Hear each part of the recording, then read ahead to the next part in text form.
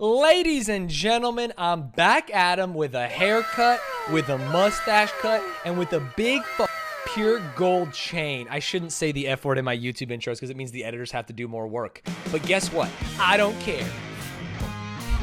I hope they don't cut this because I think it's a good intro to a YouTube video. I was gonna watch this video that was sent to me by my Discord, how these people faked a best-selling erotic thriller.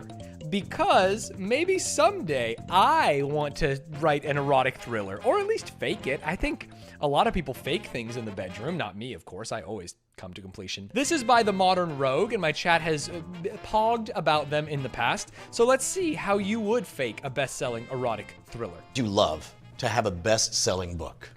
Oh, there's nothing more that I want. But what if I told you it couldn't be in your name?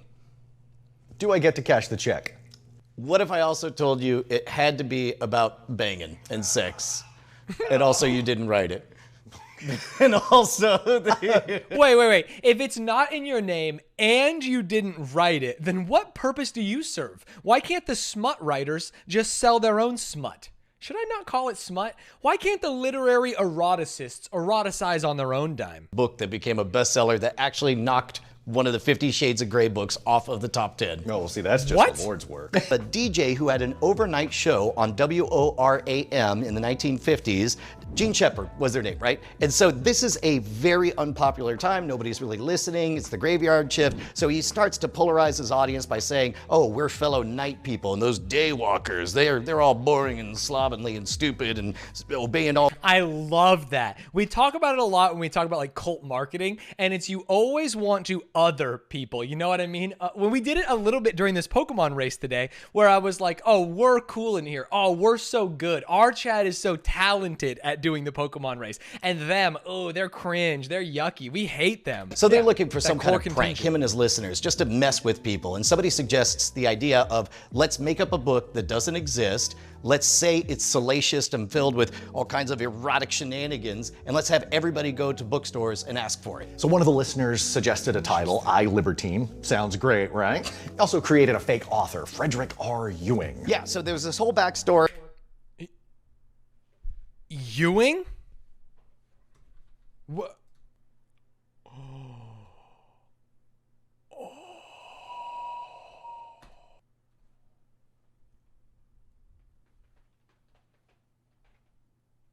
Fuck. The rabbit hole goes so goddamn deep. Bookstore owners at first are like, what the heck is this? And then they start acting like, oh yeah, no, I know that book. It's currently out of stock. I'm gonna get my hands on it. At some point, demand gets big enough that a science fiction author is like, yeah, I'll just write it. Yeah. And you can buy that book to this day. They faked a book to mess with bookstore owners. Now it's a real book. Yeah, it went global. People all over the world were asking for it. Second story, the year's 1969. There's a bunch of pulp erotic. Oh, fucking nice, chat. So he rounds up a bunch of fellow columnists who all gathered together to write a book under the name Penelope Ash called Naked Came the Stranger. Nobody knew what the book was about. He basically had a framework at the beginning. I mean, I kind of have an idea of what the book is about, just based on the title and maybe the cover art. He basically had a framework at the beginning and at the end, and each person had to write a chapter. They only knew the main character's name, and she had to have sex with anything that moved. That's just like an improv exercise, basically. Apparently a very successful one, because they ended up revealing that the book was a hoax on national television as they introduced Penelope Ash, and out walks this string of columnists, and they reveal that everything was fake. There's a comedy show, and at some point, the hosts, in this case, one Brian Brushwood, one Justin Robert Young, get the idea to fake an erotic fiction novel, because here's what happens. Is this just what you should do if you're like counterculture, edgy, small streamer? Should I also fake something erotic? Like a sex tape? Interesting. There's 50 Shades of Grey, that makes a lot of sense.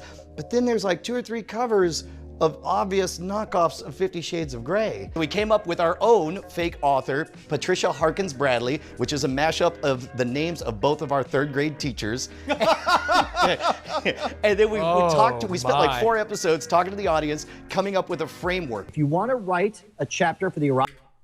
Is that the same person?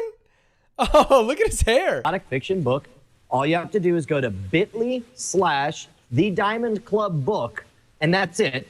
And then you just jump in. So it takes place in Silicon Valley. It's about a jilted lover who creates a Facebook and gets Zuckerberged by her fiance. And what is getting Oh, she created Facebook. She got Zuckerberg. Her fiance took the tech company. Decides to have revenge on him. Wait, now, did you already know about Naked Came the Stranger at this point? No, as a matter of fact, we had the idea, and it was Justin that did the research and found out about Naked Came the Stranger, and it was only reading the Modern Rogue article that I found out about Gene Shepard beforehand. Everyone else is just going to write a chapter about an encounter that happens at the Diamond Club, and hoo boy, does the internet write some weird ass.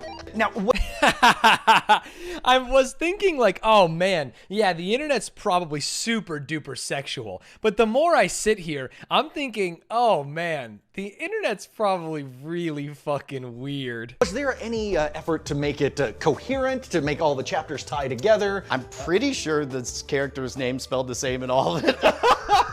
I wouldn't know. I still haven't read the thing. We have somebody slap together a cover that looks very much like 50 Shades of Grey, but we realize we have a very small but dedicated following, and if we're going to make it onto the charts, because the idea is if you get in that top 10, then all of a sudden anybody perusing is going to see our book right next to all the others, but we need a little bit of a boost. So we turned to Reddit, and we made a pitch video because this is a time when it is a cultural question mark. The whole world is saying, what is happening? This seems to be a really poorly written fan fiction of Twilight, but with a bunch of banging, which, by the way, spoiler alert, it's very poorly written erotic fan fiction. It is insane that people didn't realize that like women can and would enjoy being sexual, right? It's like, oh, hey, would you like to read this in public? And they're like, well, yeah. Do you want to not seem like a weirdo? Of course. Oh, this one's perfect for you. It's not that crazy.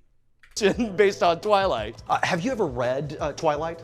No. Okay, so some people would say that it's poorly written. Right. And then you have 50 Shades of Grey, which some people would also say is poorly written, very successful, but it's ostensibly something poorly written, based on something poorly written, and then you took something and said, let's have something poorly written. He is 3 layers deep on the poorly written train. It's a copy of a copy with horrible diminishing returns. Yes, so we make a pitch video because we explained to Reddit. His hair on these is insane. It's like, look, it has to be on the paid charts. We're going to charge the minimum amount that we can, 99 cents. But if you are as befuddled by the 50 Shades phenomenon as we are, and our goal was not to punk anyone, our goal was to have confused housewives all across the country think that that's okay, I guess. Do you think anyone like jerked their chain to it? You know what I mean?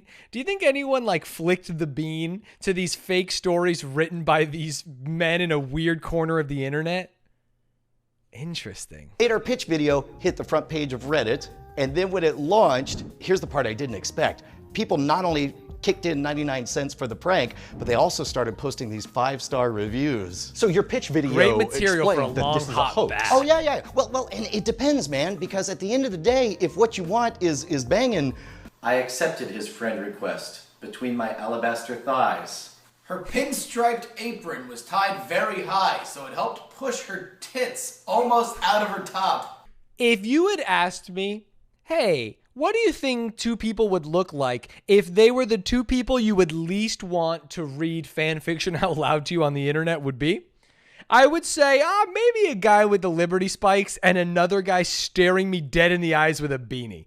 I would say that these two people are going to appear in my dreams as the least sexy thing in the world. I feel like my penis is retracting inside of my body. Are you familiar with the concept of social proof? I can't say that I am. Okay, so Robert Cialdini wrote about it in his book Influence. It's the reason we have laugh tracks. It's the reason we trust Yelp reviews. It's the idea that when everybody else agrees that something's pretty good, we tend to go along with it. Bandwagoning. Yeah, well, exactly. And it's safer that way. You can understand, from an evolutionary standpoint, why we would do that. When we launched the book, if you looked at the customers also bought section, it was very clearly our crowd because it's all of my books, my friend Andrew Main's. Right, scam. Some Animorphs, maybe? I'm not really sure what's going on. Oh, Handbook of Superpowers, of course. Books. It's very clearly a prank. I come back 2 weeks later. This thing is still in the top 10, only when I scroll down, customers also bought all erotic fiction books. Sexy so clearly erotic it's fiction. actually landing with the intended audience. The fake Twitter account that we have for Patricia Harkins Bradley starts getting tweets asking when the new novel's gonna come out because they're ready for more hot, steamy action.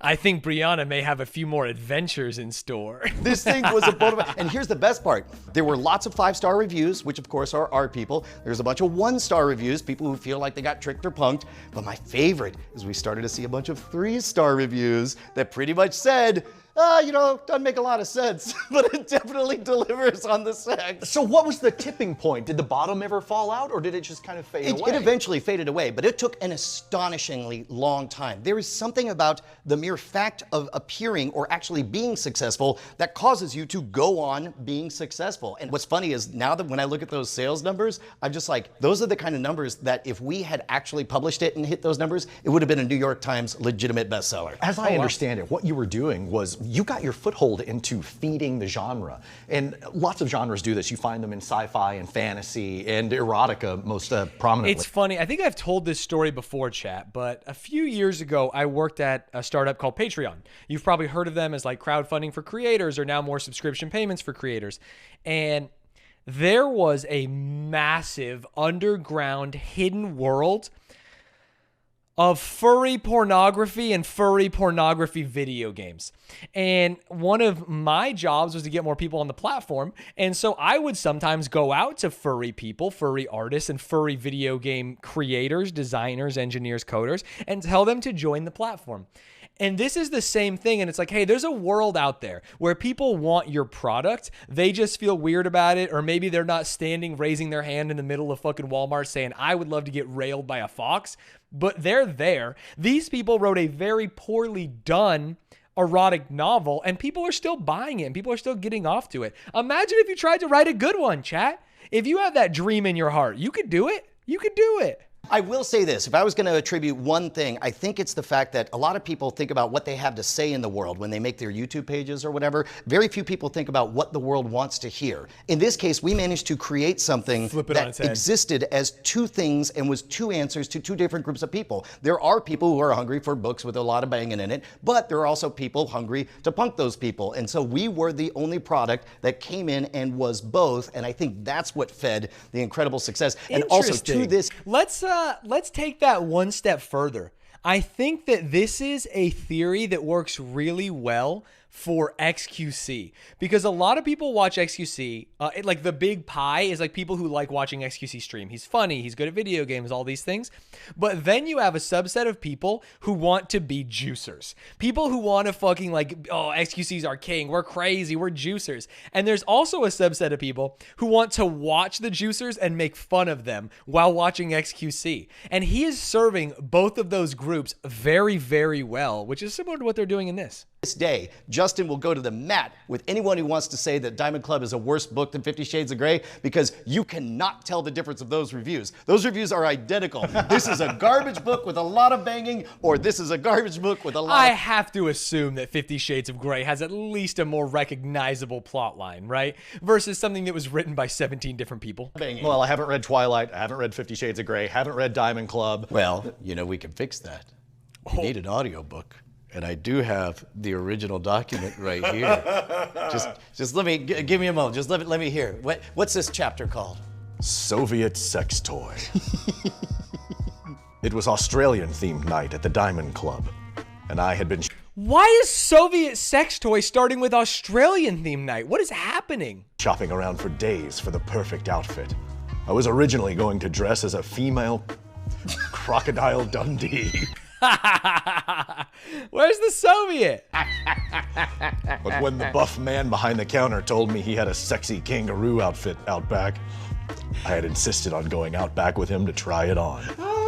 After a bit of flirting and teasing, I managed to convince him to show me whatever he had down under. Take me, I said in my most seductive voice. With little hesitation, he pulled my tuck shirt from out of my miniskirt, placing one hand on my bare breast, and I'm stopping right there. I'm done.